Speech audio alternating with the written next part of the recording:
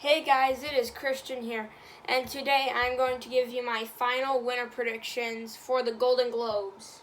So the Golden Globes are on Sunday. The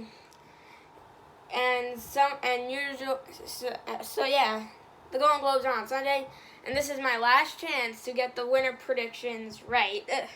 But before we answer this, please like, subscribe, and tell me what do you think of these predictions, and also tell me your own. I would love to see your own. Also, please not telling us that dating websites or send inappropriate comments to spams or else you will get blocked. And one more disclaimer. These predictions are based on what I think is going to win and not my personal opinions on the films. So usually the Golden Globes are kind of shocking at first when it comes to winners. And then as the award season goes on, their picks are pretty obvious.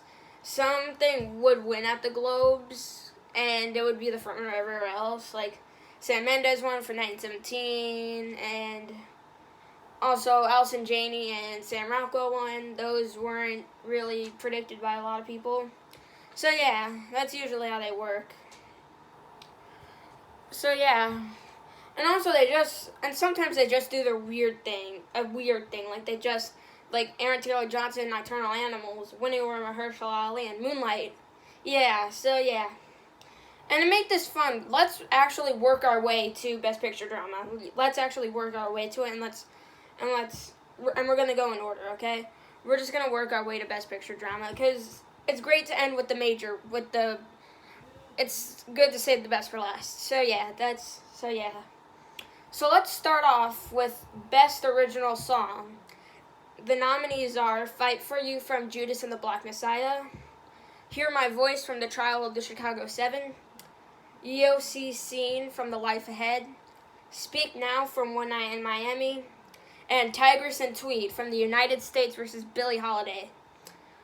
So it seems that Speak Now is the frontrunner, so I'm just going to go with it. Maybe the Globes can prove me wrong and choose Fight for You or something. Tigress and Tweed, that won't affect the Oscars probably because that's not on the short list, so that won't get nominated. So yeah.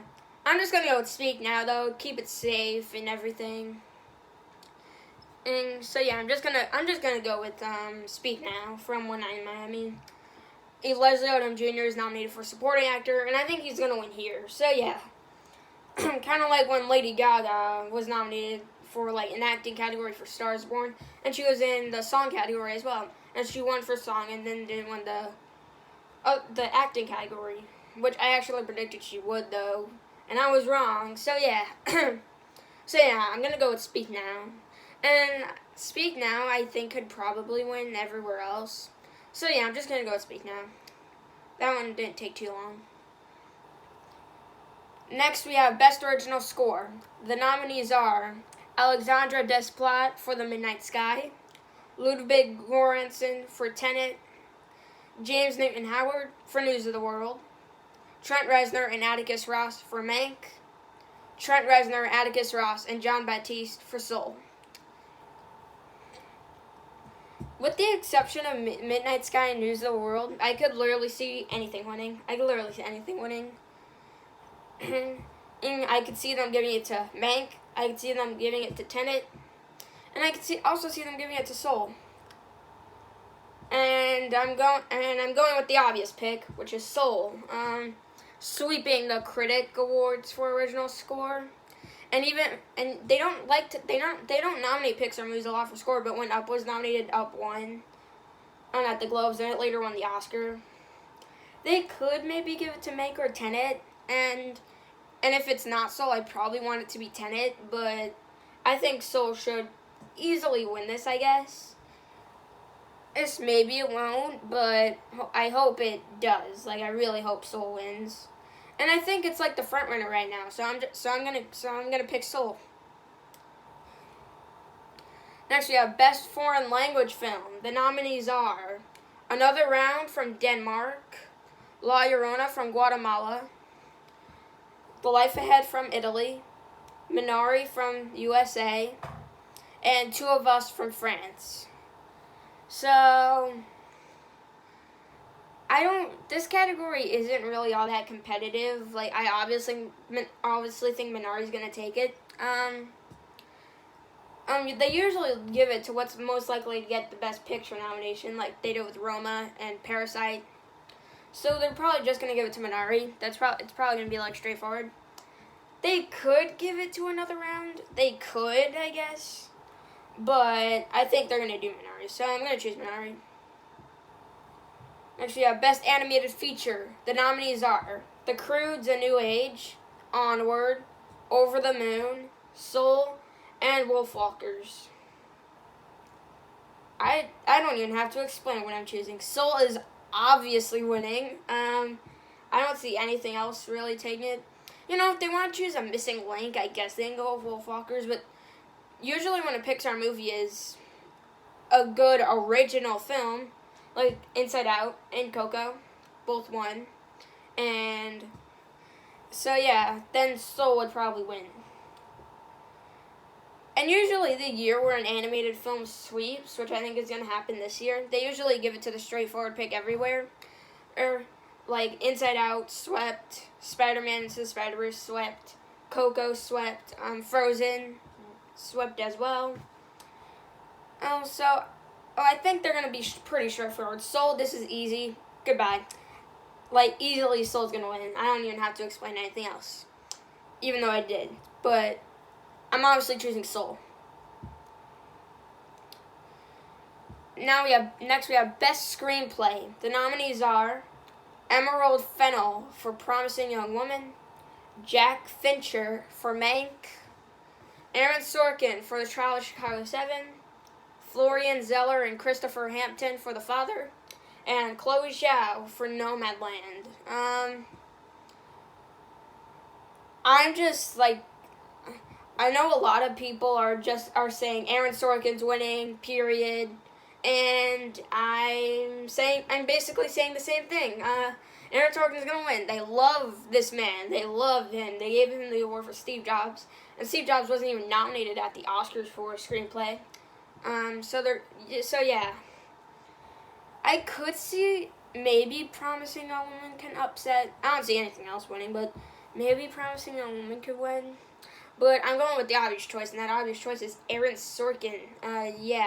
Or Trial of Chicago 7. It lines up with what they gave to screenplay in the past. Once Upon a Time in Hollywood won screenplay. Green Book won screenplay. Steve Jobs won screenplay. Screenplay's pretty straightforward. The one thing maybe going against him a little bit, people might be saying, is that has Sorkin won enough? Because I think he has like 2 or 3 Golden Globes. He has 8 nominations, and he's going to get 4 Oscar nominations this year because Trial of Chicago 7 is going to be his 4th. So, maybe people are going to be like, well, he's had enough.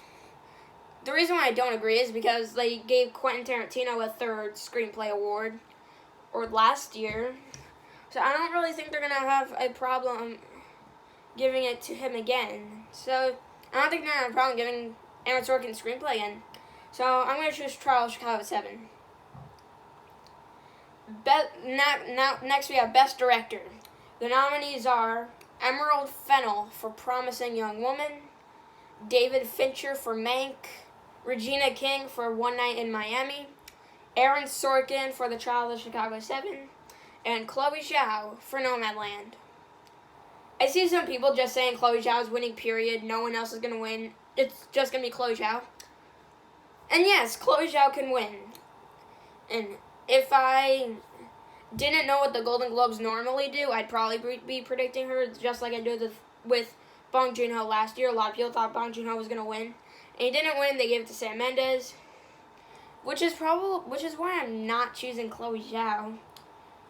They usually like to give it to like well-established directors. There's not saying that Bong Joon-ho and Chloe Zhao are not well-established, but they're really well liked. But they're not like. But the Globes wouldn't have a easier time giving them the director award, which is why.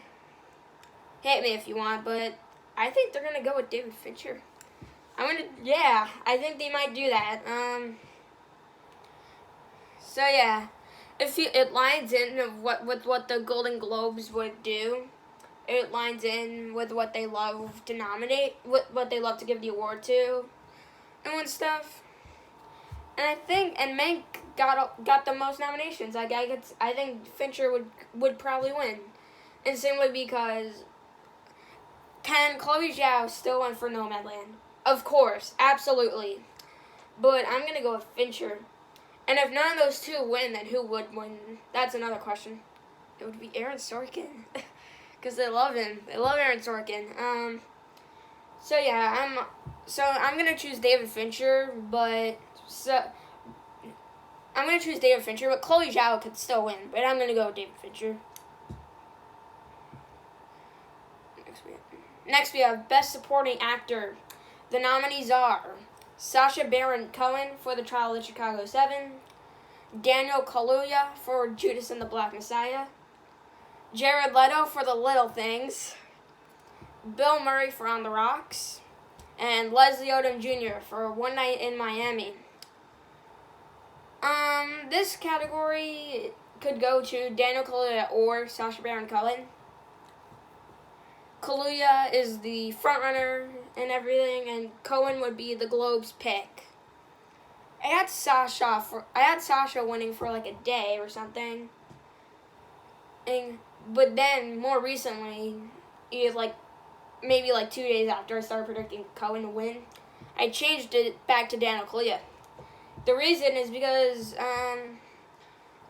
the last year I felt for the whole Golden Globes thing, I was predicting Jennifer Lopez would win for Hustlers. Didn't happen. Then went with Lord and Marriage Story. And the Oscars are pretty accurate predictors to Best Supporting Actor at the Oscars. After Aaron Taylor Johnson won, they've given it to every person who won the Oscar. Sam Rockwell won for 3 Billboards, Mahershala Ali won for Green Book, and Brad Pitt won for Once Upon a Time in Hollywood. So they feel like they're pretty accurate predictors to what they would do, to what the Oscars would actually give it to. So yeah, which is why I think Daniel Kaluuya will win. And also Kaluuya is the better performance. He's just the better performance. So yeah, I think they're gonna do Daniel Kaluuya. So yeah, I'm gonna choose Daniel Kaluuya. Next we have Best Supporting Actress. The nominees are Glenn Close for Hillbilly Elegy, Olivia Colman for the Father, Jodie Foster for The Mauritanian, Amanda Seyfried for Mank, and Helena Zengel for News of the World. This one was probably the hardest one, simply because they could literally choose anyone. They could go with Glenn Close, I could see them going with Olivia Colman, and I could see them going with Amanda Seyfried. Then I eliminated Coleman because even though she's won all her Golden Globes so far, I'm not sure she would win for The Father. She could, but I don't think it's as likely as Amanda Seyfried or Glenn Close would be. And Glenn Close is my new frontrunner for the Oscar, in a way, because I think she's gonna win SAG and stuff. And she could absolutely win here. I could absolutely see her winning here. However, the Globes just feel like they would choose Amanda Seyfried for Mank. They give it to Jennifer Lawrence and American Hustle. They usually like to give it to the fun performances and stuff. And she's not out of the conversation to win Supporting Actress. It could still happen.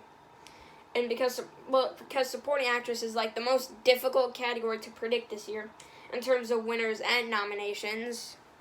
And it's that category is extremely difficult, so. But I could see Amanda Seyfried winning here, so I'm going to go with Amanda Seyfried. But Glenn Close could absolutely win, but I'm going to choose Amanda Seyfried. Next, we have Best Actor in a Comedy or Musical. The nominees are Sacha Baron Cohen for Borat's subsequent movie film, James Corden for The Prom, Lin-Manuel Miranda for Hamilton, Dev Patel for The Personal History of David Copperfield, and Andy Samberg for Palm Springs. I think this one could go to Sacha Baron Cohen or Lin-Manuel Miranda. I think Cohen's going to win one of his Golden Globes, though, and I just think this one's going to be the most likely one, so I'm pretty good. I'm going to go with Sacha Baron Cohen. They could give it to Lin-Manuel Miranda. They could absolutely do that, but I think they would. But they wouldn't mind giving it to Sacha, I don't think. So they're probably gonna choose Sacha Baron Cohen, even if he doesn't win supporting actor, which he might win, but I don't think he would. I think he's more likely to win this one. So yeah, I'm gonna choose Sacha Baron Cohen. Next, we have Best Actress in a Comedy or Musical. The nominees are Maria Bakalova for Borat's subsequent movie film, Kate Hudson for music.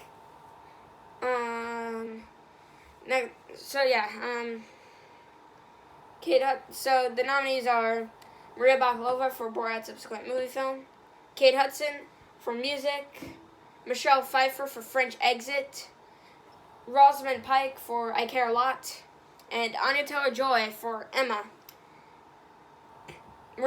This one is easy. Maria Bakalova easily is going to win this one. She's sweeping Critic Awards and supporting actress, and the fact that she's in lead here gives her a bigger boost. So yeah, I would definitely think she would win. I would be pretty shocked if anyone else won. Like, I'd be shocked by Michelle Pfeiffer. I'd be shocked by Rosamund Pike. So yeah, I'm definitely going to choose Maria Bakalova for Borat. Next, we have Best Picture, Comedy, or Musical. The nominees are Borat's subsequent movie film. The nominees are Borat's subsequent movie film, Hamilton, music, Palm Springs, and The Prom. I think this one could go to Hamilton or Borat. I had The Prom winning for a long time until they snubbed Meryl Streep and they snubbed it for original song. Then I was like, maybe they're just not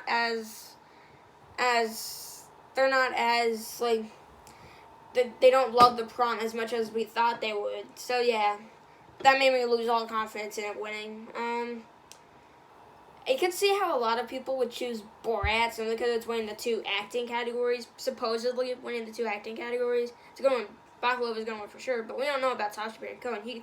Lin-Manuel Miranda could absolutely win this. However, Hamilton just feels like something they could be suckers for. And it's the thing that most people like in the category. So I'm gonna go with Hamilton. Maybe Borat could win, but I'm gonna go with Hamilton. So yeah. And also, this category is pretty weak. And Hamilton's like the most loved thing in this category.